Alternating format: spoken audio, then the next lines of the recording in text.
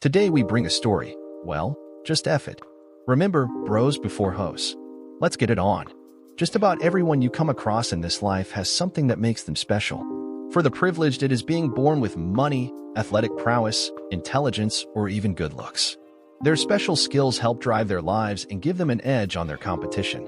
For those less fortunate, their gifts often serve as a cautionary warning to others about the challenges of life.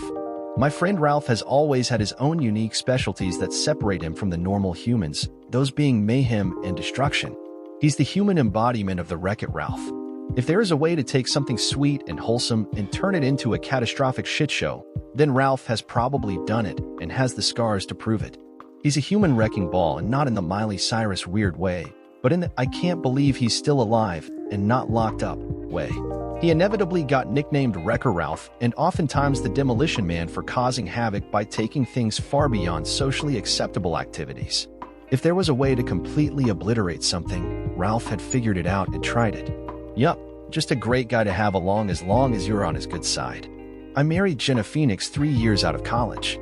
She was amazingly hot with a great ass, so it was completely understandable why I had my head so far up it that I didn't realize her bullshit. I knew when I married her that she wasn't exactly the warm and caring type, but she made up for it in the two most important ways to a superficial dickhead like me. She looked like a porn star, and more importantly, she could fuck like one too. It is a scientific fact that a man can overlook resting bitch face and shitty attitude as long as she makes his dick hard enough to drain the blood away from his brain to keep him from thinking straight. I would say that you'd be surprised at how often that happens to guys, but we all know that you'd not be surprised. We think with our dicks until we learn through pain and experience to think with either our heart or our head. The heart makes great romance, the head makes a great marriage, and a hard dick makes for a great fee for your attorney. During our courtship, Jenna and Ralph had met exactly once while Ralph was home on leave. She'd met some of my other friends and got along with them relatively well. They were normal human beings and not really too outrageous, comparatively speaking. I tried to warn her about Ralph, but I knew she didn't really get it. It was a case of her smiling and laughing at stories of the things he had done without really understanding that they were actual true with little embellishment. Stories are really funny when those things are happening to other people, but they take on a whole new meaning when you were caught up in the middle of them. It became a whole lot less funny when you have people associating you with a human man-child who is being talked to by the police about why he can't put mouse traps up all over Chuck E. Cheese while yelling that he is going to kill the giant rat once and for all. Or why you can't suddenly start running a checkout counter at Walmart if you don't actually work there. Most of his activities were stupid and harmless. Others went a little too far. Luckily, our hometown is like many others, so he beat the charges often. It is amazing what you can get away with when half of your cousins are on the police force. Your uncle is the sheriff and his wife, who also happens to be Ralph's godmother, is the judge. Even with the family connections keeping him safe, they had warned him that his stunts were going too far and that he needed to cut it out. When he finally crossed the line, any judge told him that he could either join the army or he could do a year in county. Blast fishing in the reservoir while they were trying to restock it for the fishing derby really pissed her off, since it was one of Annie Judge and Uncle Sheriff's favorite annual date activities. You can mess with other people all you want. Don't mess with Annie Judge's time with her honey. So, off Ralph went to honorably serve his country. With Ralph in the army, he was gone most of the time from town, so his interactions with me, and by extension, Jenna, were minimal. He and I would email and video chat. I'd send him random care packages filled with stuff depending on where he was in the world. Despite being an idiot, Ralph had decent grades in school, and with the family connections keeping most of his activities out of his criminal record, he was able to enlist as an explosive ordnance disposal technician. Because when someone probably has mental issues, you want them disarming explosives. Ralph was able to hide his nefarious ways throughout basic training, since it was just a collection of random people and the drill sergeants were too busy trying to meet their required training events with the morons of the platoon. He even managed to make it halfway through AITA before he got caught fucking around on an explosive range by building a C4 dildo the day the command sergeant major was visiting the range. He may have even got away with it if he hadn't been bragging about modeling it after himself as his instructors, and the command sergeant major stared in awe. It was at this point that Ralph's instructors finally realized that Ralph's personality wasn't a great fit for EOD, but they thought they had an idea of where his personality would fit right in: combat engineers. You see, while EOD techs have to be mature and serious when disposing of bombs, Combat engineers have about 80% of the intelligence with about 70% recklessness thrown in for fun. Ralph knew he had found his purpose in the Army when explaining to his AITA instructors what he did to get kicked out of EOD school when they explained to him how he failed to build parts of a female anatomy to put his C4 phallus into so he could brag about destroying it. And when he was instructed to add more explosives to his concrete charges the next day on the range, because as the good sergeant said to him, blow all of that shit up because it's a pain in the ass to turn back in, Ralph knew he'd found a home. Ralph would email me with his stories about the fun he was having, his hijinks and activities that got him a pair of Article 15s for doing dumb stuff, but not nearly enough to get him the boot out of the Army. He had a great time, but after his 4 years were up, he decided to come back home. While he was off defending our freedoms, I had been busy getting married to my walking wet dream. Jenna and I started out with a typical marriage. We had wanted to get settled for a bit in our careers before having kids. It is a lot easier to travel the globe when you don't have to worry about sitters and bringing enough diapers. Things were good between Jenna and me, and then they suddenly weren't. She started to act differently, not drastically at first, but noticeable towards the end. This went on for weeks. I tried to talk to her about the issues I saw within our marriage, but of course she said nothing was wrong and that we were fine as she went about her new normal activities. That lasted until eventually I came home from work one day to her wedding ring on the kitchen table. My attempts at talking to her lead nowhere but the standard typical bullshit, "It isn't you, it's me. I'm going through some stuff," all the bullshit excuses because she probably said it. I was finally served the afternoon we were having Ralph's welcome home party. Just the standard irreconcilable differences listed as the reason and what seemed like an even split. I left the papers on the table as I headed out to the party so I could welcome my friend home. My marriage had died and I still didn't understand why. I'd missed having Ralph around, and his return meant more to me than I was probably willing to admit to anyone. My marriage had gone to shit, and I hadn't figured out why, exactly. I strongly suspected foul play on her part, but I tried to put it out of my mind for the night. I gave Ralph a big hug when I saw him come in and his response was immediate. "What the fuck is wrong with you?" "It's nothing. Don't worry about it. We're here to celebrate you coming home," I said as I handed him a drink. "Glad to have you home, buddy." He gave me a questioning look. "Yeah, right?" Then he got a grin. "You're right. It is good to be home." We had a few shots that night. By a few, I mean we drank the bar dry, and then they needed to go to the liquor store around the corner for more. They finally kicked us out, and Ralph and I made our way to the local fine dining option that is open in the middle of the night. All grease, no taste, perfect. With the noise of the party died down to the quiet of the diner, Ralph asked, "What happened?" "I don't know. Everything was fine. Then things got weird, and then she left. I got the divorce papers a few hours before your party. I still don't know what happened." As he always did, he got straight to the point. "So who is she fucking?" "I don't know." After thinking for all of about 4 seconds, Ralph declared, "Okay, so here's the plan. We fuck up her life, and then we find out who he is, and we fuck up his life too." For the first time in a while, I actually smiled. Is it that simple? Of course it is. She's gone. You can't go back to the cunt anymore after what she did. So why bother crying about it like a little bitch? Even if she walked back into your life, would ever trust her again? Fuck no. He wasn't wrong about any of it. She was gone. It was time to burn that bridge and move on. He got the stupid grin on his face that I'd seen 100 times before. "I'm on terminal leave for the next month, so I have plenty of time to help with this. You take care of the lawyer. I'll take care of the rest." I laughed. "What the fuck are you going to do?" "Don't worry about this, bro. I got this."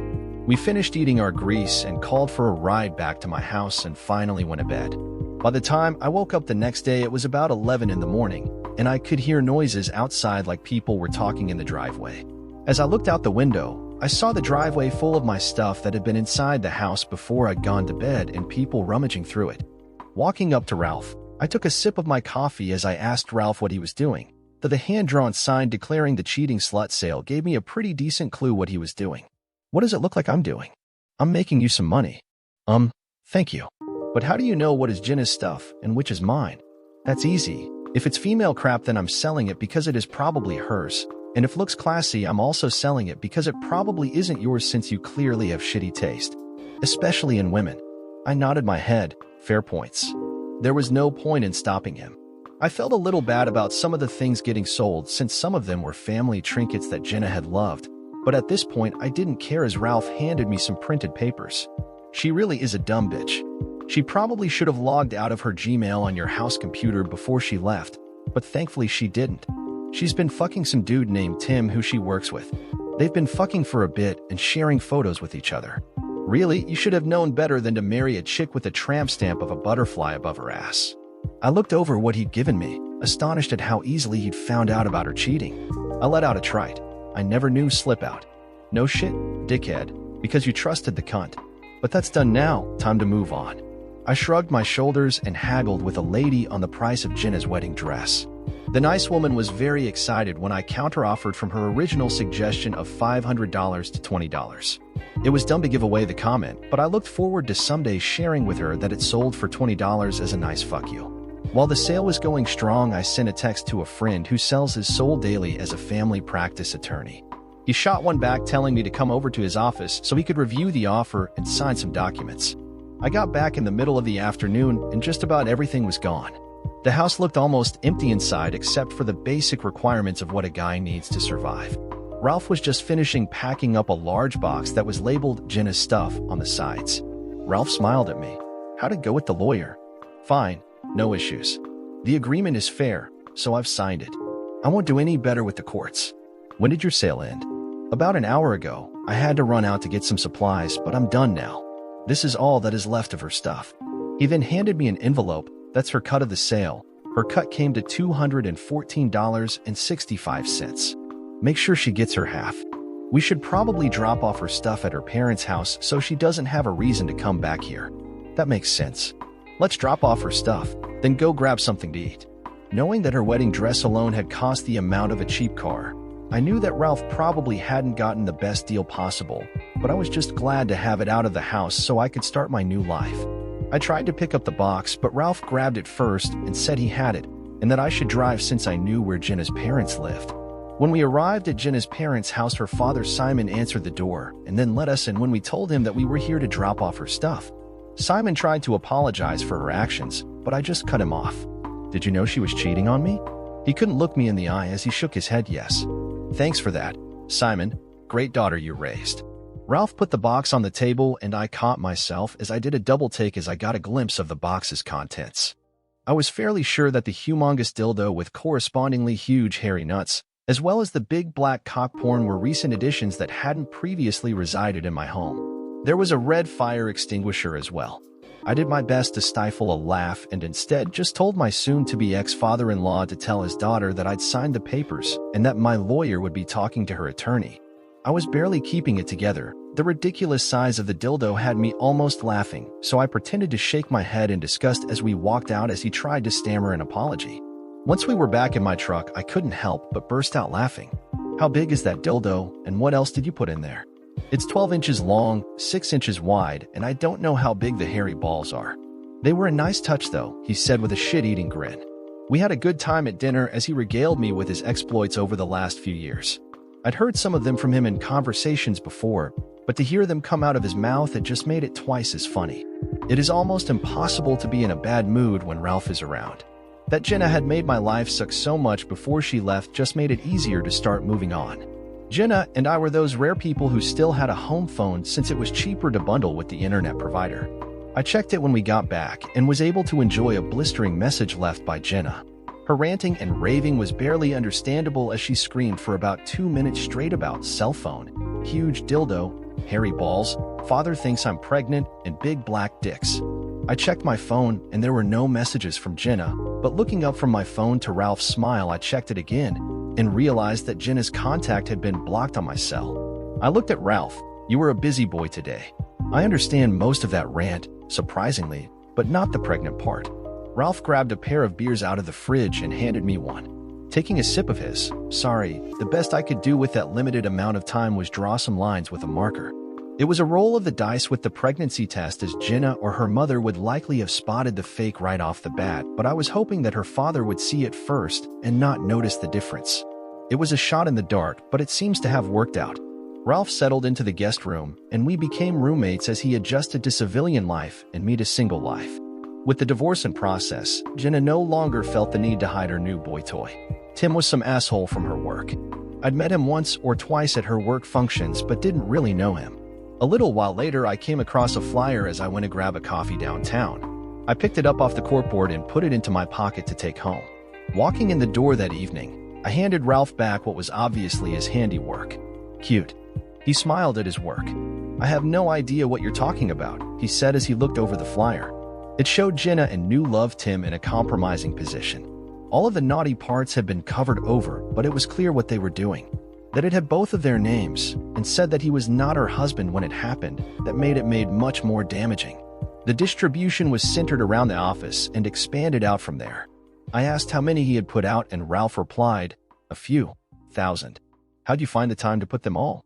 Easy. I found a bunch of teenagers hanging out and gave them $20 each to put them up everywhere. Even if some ended up in the trash, they still got to cause trouble, and isn't that what being a teenager is all about?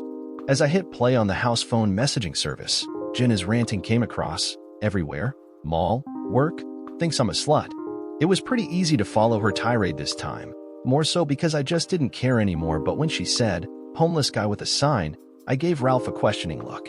Ralph handed me a beer, then showed me a video on his phone of a guy who looked homeless twirling a sign that said, a cheating slut lives here. Ralph took a sip of his beer. One isn't homeless. He's a new friend of mine from the VFW, and his wife left him while he was in Afghanistan. He was pretty happy to embarrass a cheating slut, even if it wasn't his own. I sipped my beer as we watched the video of one spinning his sign with gleeful enthusiasm. The divorce continued to progress through the system. Jenna's attorney contacted mine about stopping the harassment. My lawyer said that I had no idea what she was talking about, and that if Jenna was going to slander me, then we'd change the reasons for the divorce to adultery. I would have changed the reason from irreconcilable differences already, but I just wanted it over and I wouldn't have gotten better terms. But the threat worked, and she backed off. The next raving message days later went something along the lines of, fucking cowbell, assholes, Game of Thrones, High Sparrow, shame. Part of the fun had become trying to figure out what he'd done based off her histrionics. This time it seemed pretty evident. As usual, Ralph handed me a beer, and then started the video. So Juan's girlfriend Maria heard about what was going on from Juan. Maria's ex-husband had left her while she was pregnant, and she is still really pissed about it, so she asked for a way to help out as a form of therapy for herself. The video was fantastic. Maria's loud voice filled the room as she rang her bell. Juan in his homeless garb looked like Ricardo Montalban playing the High Sparrow, looked unjudgingly. Jenna looked ashamed. Tim looked like he wanted to be anywhere but there. I took a sip. Where did this happen? Ralph laughed. Fucking Red Lobster. Taking another taste? I asked. So no one got naked? Slamming his hand down on the table, Ralph said, shit, I knew I forgot something. I guess we'll have to go to see some naked titties to make up for it. Your logic is impeccably sound, my friend. Let's go, I said as I grabbed my keys and we headed out to the local gentleman's club to remove that stain on Ralph's honor from his nudity mistake. As we watched the boobs dance, I asked him when it would end. When the divorce is final, I'll let it go then. Until then, fuck her. The gorgeous dancer with the shockingly original name of Ebony then smiled at Ralph as we placed our cash in her thing. While some people have declared that there is no sex in the champagne room, Ralph swears that there is. Or at least it was starting that way until the two extremely large bouncers were clear that Ralph was not allowed back in the club for a month after what he and Ebony were caught doing.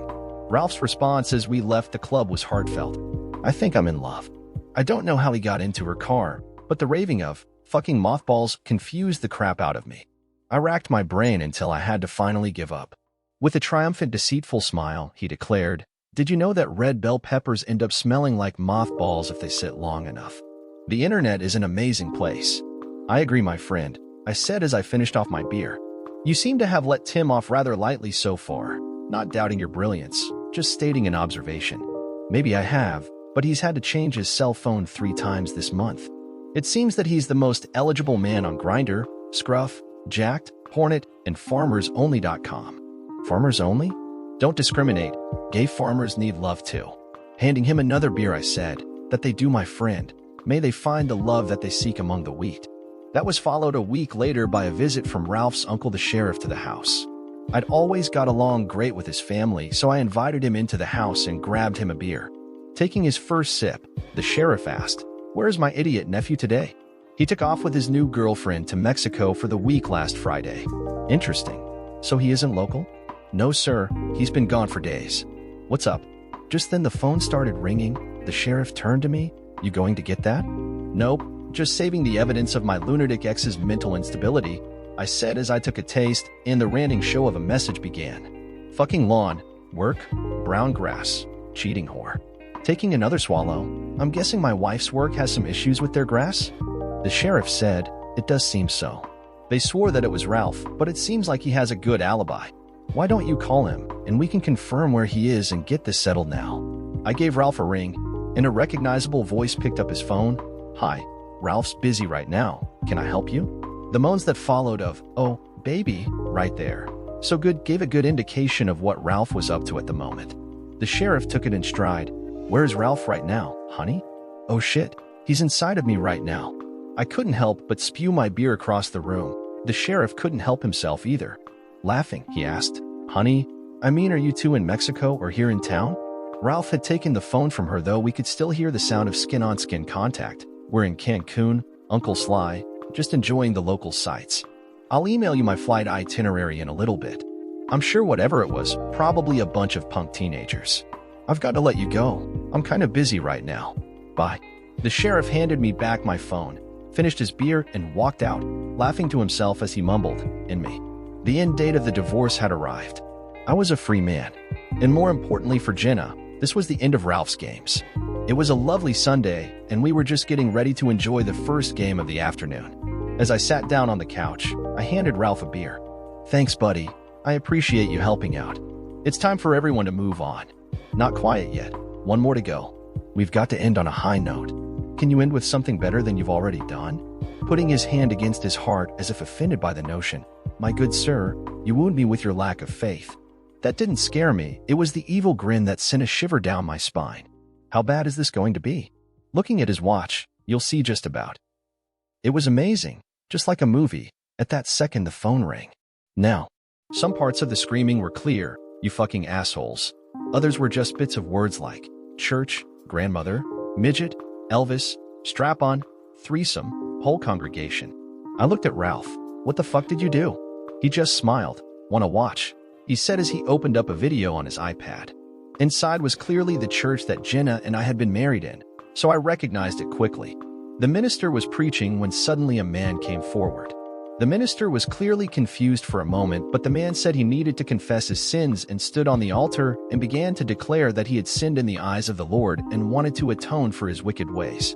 He'd been fornicating with a woman in the congregation named Jenna and that he wanted to repent his sins.